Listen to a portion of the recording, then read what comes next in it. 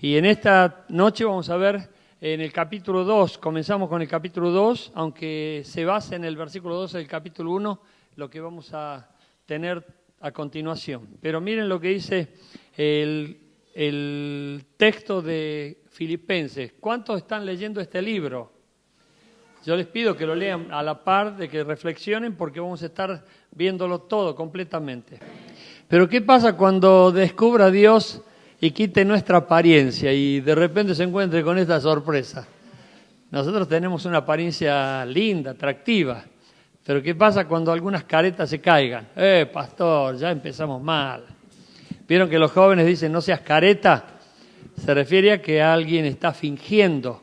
Bueno, Dios nos libre de ser personas que fingen, que seamos auténticos y que no escondamos nada ni que se encuentre nada que sorprenda cuando Dios esté sacudiendo el árbol, ¿verdad?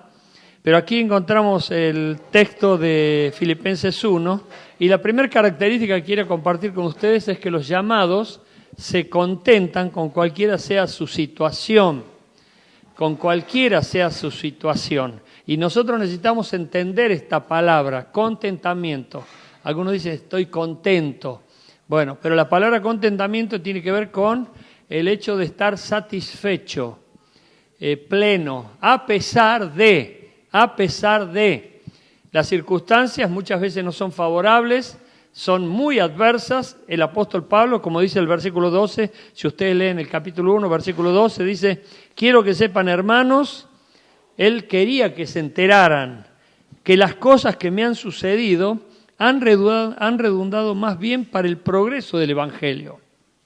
No quiero que sepan la maldición que me toca vivir, la prueba que estoy sufriendo, el drama que estoy atravesando. Fíjense que él no menciona a pesar de estar preso.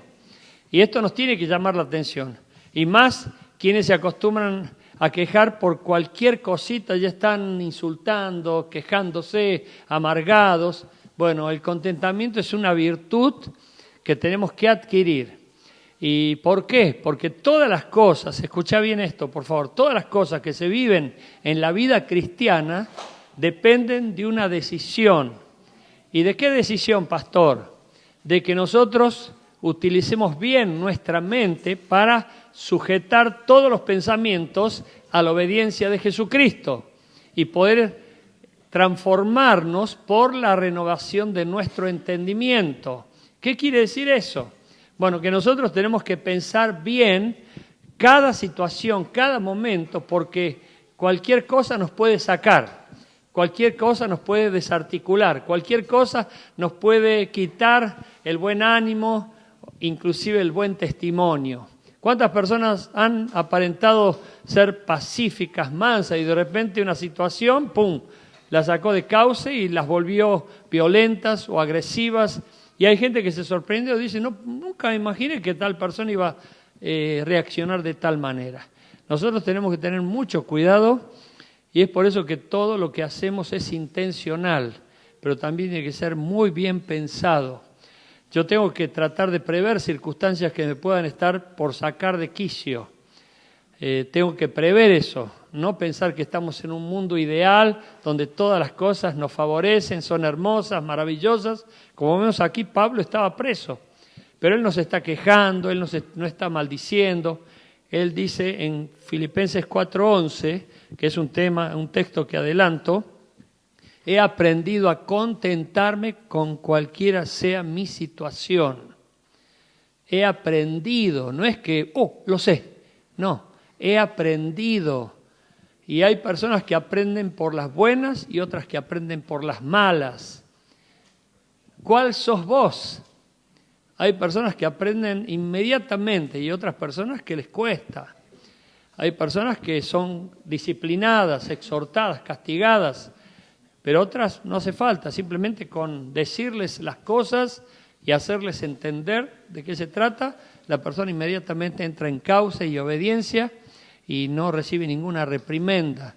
Pero otras personas son realmente sacudidas, probadas, pulidas.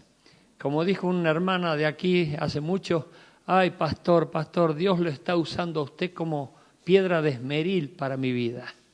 ¿A qué se habrá referido? ¿Qué habrá querido decir? Bueno, Dios está todo el tiempo puliéndonos. Dios está trabajando con nosotros todo el tiempo. Pero vos te dejás trabajar por Dios, ¿estás dispuesto a aprender o vas a seguir renegando, quejándote, maldiciendo, siempre con una pálida y nunca disfrutando de la plenitud que ya tenemos en Cristo? Porque nosotros estamos completos en Cristo, dice el libro de Colosenses. Por eso tenemos que trabajar esto, mentalizarnos para no entrar en el carril de la mundanalidad ni de tampoco una forma equivocada que no represente a un llamado de Dios. Los llamados se contentan con cualquiera sea su situación. La segunda cualidad muy importante, fundamental, son humildes, aunque no parezca, pero son humildes. Lo dije eso con un tono de color, no con ironía, porque a veces la apariencia no ayuda, porque tenemos que trabajar la apariencia, pero la humildad es algo que tiene que ver con la integridad. Miren lo que dice el versículo 3 y 4, nada hagan por contienda o por vanagloria, antes bien con humildad, estimando cada uno a los demás como superiores a él mismo. La humildad es una virtud gloriosa, es la que se gana, por así decirlo, el favor de Dios, es la que recibe la confirmación del cielo. Las personas humildes son personas favorecidas, pero nada que ver con el arrogante, nada que ver con el jactancioso, nada que ver con el orgulloso, nada que ver con el soberbio, nada que ver con esas personas que quieren defender sus derechos. Quien defiende nuestros derechos, ¿quién es? Dios. Muy bien, Nazareno, muy bien. Dios es quien defiende nuestros derechos. Pero ustedes, ¿cuántas personas ven a diario defenderse a sí mismos? No me voy a dejar pisotear, no saben con quién se han metido, que se creen que soy esto, lo otro, y se olvidan de que somos de Dios y servimos a Dios y dependemos de Dios. Por eso una persona humilde tiene capacidad de aceptación a la injusticia. Jesús era humilde. A él lo castigaron, lo insultaron, lo rechazaron y lo crucificaron. Y sin embargo, no vemos a él que esté maldiciendo. Él era humilde. Y la humildad tiene que ver también con la humillación. Una persona humilde está humillada delante de Dios. Pero una persona que no es humilde está exaltada delante de Dios, por lo tanto necesita aprender la humildad y lo aprende por medio de la humillación. Por eso es triste ver a las personas raleadas, lejos o sufriendo algún tipo de raleo, en el sentido de que no está pudiendo servir a Dios. ¿Por qué? Por su orgullo. Porque la Biblia dice que al orgulloso Dios lo mira de lejos. Al orgulloso y al altivo lo aleja, pero al humilde lo acerca. Y es muy importante nosotros que adquiramos esta virtud. La humildad también tiene que ver con un perfil bajo. Aunque no se entienda como que una persona que tiene un carisma, es extrovertido y es simpático y es entrador y es dicharachero y es alegre, con buena intención, y no lo hace con un fin desmedido de querer ganarse la confianza como para decir, bueno, espero que me tomen en cuenta o que me promuevan porque ven cómo soy. Estamos hablando de una actitud correcta delante de Dios. Esa persona humilde no está deseando galardones, no está deseando premios, no está deseando nada que pueda ser considerado como algo que le favorezca en medio de la gente o del grupo al cual está, porque si no ya no sería humilde, sería orgulloso. Y Dios está viendo todo eso. Por eso la humildad tiene que ver con un fin de darle gloria a Dios, de honrar a Dios, de tener a Dios como el principal. Ahora, si una persona se cree humilde y está todo el tiempo defendiendo sus derechos, mirá lo que me hicieron, es una injusticia, a vos te parece que me traten como me tratan, la verdad que acá ni siquiera me toman en cuenta, no me han reconocido, esa persona es orgullosa y esa persona termina siendo postergada. ¿Por qué? Porque no se entrega a Dios. no se humilla ante Dios. No dice, Señor, lo que yo quiero es para tu gloria, lo que yo deseo es para tu honra. No, es para su propia honra, para su propia gloria, y por lo tanto Dios lo corre, no le permite estar, porque nadie se va a mantener en su presencia y Dios no le va a dar la gloria a menos que sea a sí misma, a sí mismo. ¿Se entiende esto? Por eso nosotros tenemos que cuidar eso. Como dice el viejo dicho de un pastor famoso, aquel que ande haciendo todo lo posible por promoverse, postérgalo. Pero aquel que ande destacándose por el servicio abnegado y el cumplimiento fiel de los deberes, promuévelo. Hay personas que quieren promoverse a sí mismas. Hay personas que no saben cómo hacer para que los tomen en cuenta. Y a veces se desubican porque terminan perdiendo porque carecen de humildad. La humildad hace que vos seas descubierto, no que quieras ser descubierto. La humildad hace que la gente te llame. Jesús los llamó, no que vos te andes llamando. Esto no tiene nada que ver con el que se ofrece, obvio. Porque es lindo ofrecer, decir, si hace falta ayuda, cuenten conmigo. Tiene que ver con Dios esto, porque Dios está viendo la humildad de nuestro interior. Nosotros no vemos nada. Nosotros vemos apariencias, vemos acciones, pero el que ve lo que hay en el interior de cada uno de nosotros es Dios. Y si ve humildad, te promueve, te bendice. Pero si ve orgullo, hace que surjan ciertas circunstancias que no te favorezcan o porque se note realmente. Hay un pastor que una vez tuvo un campamento en nuestro campo y me compartió que había sufrido mucho por una persona muy competente, como él decía, un capo en un área específica, pero era tan orgulloso, tan soberbio y tan vanidoso que me decía él, no lo podemos usar, porque todo lo que hace lo hace para autopromoverse, lo hace para que noten que es él y no Dios. Nosotros tenemos que tener mucho cuidado. Por eso la persona humilde va a ser levantada, sin duda alguna. Y aquí miren, entramos en este tema porque todo tiene que ver con lo que yo piense y lo que yo viva en base a lo que piense y mucho más si mis pensamientos están sujetos a la obediencia de Jesucristo. Miren el siguiente punto. Los llamados buscan tener el mismo sentir que hubo en Cristo. ¿Qué es esto? Los llamados buscan tener el mismo sentir que hubo en Cristo. Miren, vamos a tener que leer el versículo 5 al 7. Dice, haya pues en ustedes este sentir que hubo también en Cristo Jesús, el cual, siendo en forma de Dios, no estimó el ser igual a Dios como cosa a que aferrarse, sino que se despojó a sí mismo, tomando forma de siervo, hecho semejante a los hombres. Y acá encontramos en este versículo, en estos versículos, 2 veces que se menciona la palabra forma. Y así en el castellano parece que es la misma palabra. En una dice, siendo en forma de Dios, y después dice, tomando forma de siervo.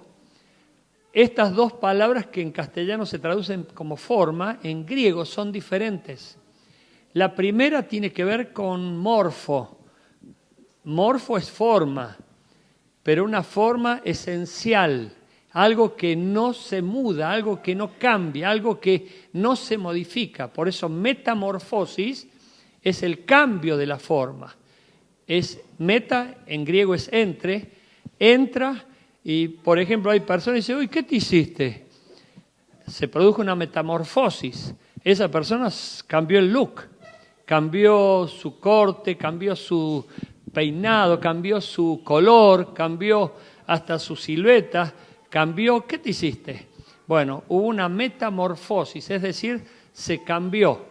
Pero en este caso, dice la Biblia, siendo en forma de Dios, es decir, esa forma era inmutable, incambiable, era algo que no podía modificarse. Tomó la forma de siervo. Él tomó, Él asumió, Él, por así decirlo, como que se convirtió, se hizo hombre. Y es muy interesante esto porque nosotros tenemos que tener muy en cuenta este punto también. ¿Por qué? Porque aquí Jesús está diciendo, Pablo nos está enseñando de que siendo Jesús, que era legítimo Dios, esencialmente Dios, tenía todos los derechos como Dios, poderes como Dios, podría hacer lo que se le antojara como Dios, Él dejó esa forma y asumió otra forma. La palabra para aquí, tomando forma, es esquema. De ahí se deriva la palabra esquema. Y también, cuando dice la Biblia, esto está entre paréntesis, cuando dice descubriendo las estratagemas del diablo, está la palabra esta, descubriendo los esquemas del diablo que adopta para tratar de engañarnos. Él nunca va a tratar de engañarnos con una forma que nosotros la conozcamos. Todos los días va a presentarse de una manera diferente. Pero acá dice que Jesús se entró en un esquema humano para ser como nosotros. Y esto es muy importante. ¿Por qué? Porque Él estaba sufriendo, iba a ir a la cruz, estaba siendo rechazado, estaba siendo maltratado, y Él podría haber tenido el derecho para decir, en este momento llamo a 12 legiones de ángeles para que vengan y los pulvericen a todos ustedes, que me rechazan, que me ofenden, que me insultan. Sin embargo, no lo hizo. Dice que siendo en forma de Dios, no estimó el ser igual a Dios como cosa que aferrarse, sino que se despojó a sí mismo, tomando forma de siervo, hecho semejante a los hombres. Era un acto de humildad, era un acto de absoluta humildad, donde Él, pudiendo haber hecho cualquier cosa, no lo hizo. ¿Por qué? Porque Él no quería perder su ministerio, no quería perder su propósito, no quería hacer quedar mal a Dios, porque Él representaba a Dios. Y nosotros a veces no tenemos ningún empacho en hacer quedar mal a Dios. Nosotros aprendimos hace muchos años que es necesario que perdamos nosotros, si es necesario que tengamos que perder, pero que gane ¿quién? Cristo. Ay, qué fácil sale, ¿no? Facilísimo nos sale decirlo. Otra cosa es vivirlo. Cuando sufrimos la injusticia, cuando sufrimos el rechazo, cuando viene una persona y nos quiere ganar en la pulseada, nos quiere ofender y quiere ganar en la ofensa y humillarnos delante de toda la gente, ahí te quiero ver. Si vamos a pensar primero que es necesario que perdamos nosotros para que gane Cristo. Bueno, aquí Jesús perdió para que gane Dios. Y muchas veces nosotros también en la familia necesitamos perder para que gane la familia. Muchas veces en la iglesia necesitamos perder nosotros para que gane la iglesia. Y muchas veces en la sociedad necesitamos perder para que gane Cristo. Pero hay personas que no tienen este sentir. Siguen orgullosos, siguen blasfemos, insultan, no les importa. Quien pierdan no les importa. ¿Se acuerdan ese caso que les conté hace mucho que a mí me impactó? Voy a una reunión de iglesias en esta comunidad, me encuentro con gente de todas las iglesias. En ese tiempo teníamos a Disel, yo estaba como presidente de todas las iglesias aquí en Luján, y íbamos y nos encontramos con los creyentes, diáconos, pastores, etcétera. Y me encuentro con una persona que me impactó. Se acercó a mí, nos pusimos a hablar, amoroso, humilde. La verdad que me gustó su forma de ser. Aquí estaba su esquema, pero yo no veía su morfo. ¿Se entiende? Todos tenemos un morfo, una forma que es inmutable, incambiable, porque es nuestra esencia. Pero hay un esquema, otra forma que adoptamos de acuerdo a las circunstancias, de acuerdo a la conveniencia, de acuerdo al ambiente, es decir, que nos vamos como metamorfoseando. Y esta persona en ese ambiente era muy atractivo, muy agradable, me impresionó. Dije, uy, qué lindo creyente. Un día voy pasando por enfrente de la policía y sale este hombre y casi me choca. Dice, pastor, ¿cómo le va? ¿Qué tal? No, vine, le digo, ¿qué estás haciendo acá? No, vine a denunciar a mi vecino, no, le voy a dar, no sabe con quién se metió. Ay, pero les puedo asegurar, yo no podía creer que estaba escuchando eso. Le decía, pero trata de reconciliarte, fíjate. No, este no sabe que no, me toma, bueno. Y largó un insulto que más me sorprendió todavía. Yo dije, ay, Señor, ¿qué es esto? Y se me vino todo al piso. Ahí yo pude conocer su esquema. Él estaba aparentando, él estaba estableciendo una forma, mejor dicho, yo que conocí su morfo, su verdadera forma. Por eso Jesús aquí, siendo igual a Dios, no estimó ser igual a Dios para ser semejante a los hombres. Y estuvo entre nosotros y mostró su ejemplo, mostró su mansedumbre, su amor para adaptarse a las circunstancias que le tocó vivir en este mundo cruel, maligno, corrupto y degradado por el pecado. Por eso Él nunca se desenfocaba de su propósito redentor. Él nunca dejaba de tener en cuenta a Dios. Él nunca estaba desconcentrado. Me sorprendió. ¿Y qué querés? Me sorprendió. Me sorprendieron las circunstancias. Puede ser que hay circunstancias que nos sorprendan, pero a veces nosotros andamos muy descuidadamente por la vida porque directamente no nos importa si quedamos mal nosotros o hacemos quedar mal a Dios, a la iglesia o a quien sea. ¿Por qué? Porque queremos prevalecer con nuestro orgullo, nuestro ego, y eso no es humildad, eso es orgullo. Y la característica siguiente, son exaltados por Dios.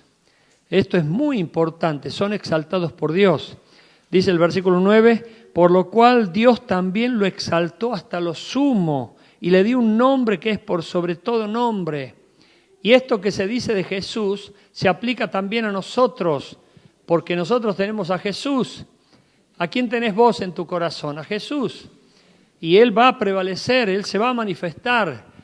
Y el Espíritu Santo, si no está apagado en vos, va a querer mostrar a Jesús, mostrar a Cristo. Y cada vez más No, Pablo ya ha entrado en años y ya viejito, dice, estoy para partir, pero estoy prosiguiendo para ver si lo alcanzo. Nosotros todo el tiempo estamos aprendiendo, todo el tiempo estamos necesitando aprender. Y hoy me lo dijo un jovencito que está viniendo recientemente a la iglesia, porque yo lo felicité porque estaba haciendo una tarea y me dijo, y todos los días se aprende algo nuevo. Y en las cosas de Dios, gloria a Dios porque tienen la actitud de aprender. Pero aquellos que dicen, ya lo sé, ya lo hago de taquito, esto es fácil, es una reunión, ¿qué me cuesta cantar? ¿Qué me cuesta tocar? ¿Qué me cuesta predicar? Ya lo hago, ya tengo experiencia. Bueno, ahí esa persona va a empezar tuc. Nosotros todos los días tenemos que depender de Dios y encomendarnos a Dios. Y vas a ver que cuando vos te concentres más en Dios y te acuerdes más de Dios, Dios va a bendecirte de una manera como nunca te lo imaginaste. Porque como decíamos en el mensaje del domingo, dice el Salmo 106 y el Deuteronomio 29, se olvidaron de Dios y se olvidaron de sus maravillas. Cuando la gente se olvida de Dios y de sus maravillas, es un pueblo que tiene un problema serísimo de memoria. Y si tiene un problema serísimo de memoria, tiene un problema serísimo de atención y no está pensando debidamente, porque se deja distraer por todas las cosas que vienen a diario y hace que su mente sea una ensalada rusa y no tenga asidero o no tenga qué es lo más importante. Hoy me hicieron un llamado de la provincia, un líder, y me pedía consejos. Porque gente de su iglesia se vino aquí y se había ido de aquí y le transmitió todo lo que había recibido aquí. Y me decía este pastor, estoy totalmente de acuerdo con todo lo que se enseñó allí. Pero ¿qué le digo ahora, a partir de ahora? Y surgió un tema de la consejería con una persona que tenía que ponerse de novio. Decía, lo que pasa es que la veo muy metida, está remetejoneada, utilizaba esa palabra.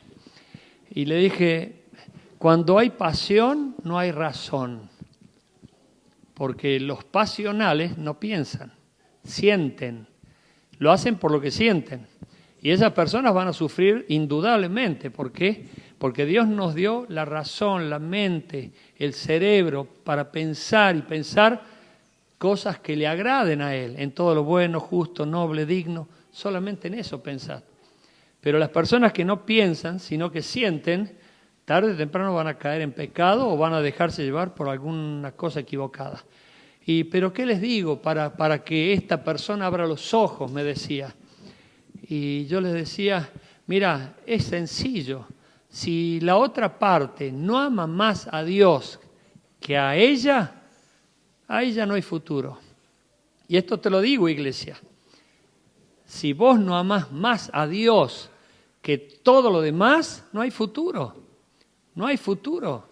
Porque el primer y gran mandamiento es amarás a Dios con todo tu corazón, con toda tu alma, con toda tu mente, y a tu prójimo como a ti mismo. Cuando vos no tenés a Dios como lo principal, ya no hay futuro. Ya eso va a tener un alcance muy corto. Por eso nosotros tenemos que tener las cosas muy, muy claras y no vivir por emociones, por ocurrencias. Uy, mira qué casualidad. Oh, aún escucho creyentes que digan esto. ¡Uy, qué suerte! No, por favor. Nosotros dependemos de Dios y servimos a Dios intencionalmente e inteligentemente. Amén. Por eso Dios exalta a quienes está viendo con humildad y con un deseo de glorificarlo a Él y solo a Él. Y por último, son ejemplos de entrega a Cristo y confesión de Cristo. Repito, son ejemplos de entrega a Cristo y confesión de Cristo. Acá hay dos cosas muy diferentes y quiero destacarlas. Mirá lo que dice el versículo 10 y el versículo 11. Para que en el nombre de Jesús se doble toda rodilla de los que están en los cielos y en la tierra y debajo de la tierra, y toda lengua confiese que Jesucristo es el Señor, para gloria de Dios Padre.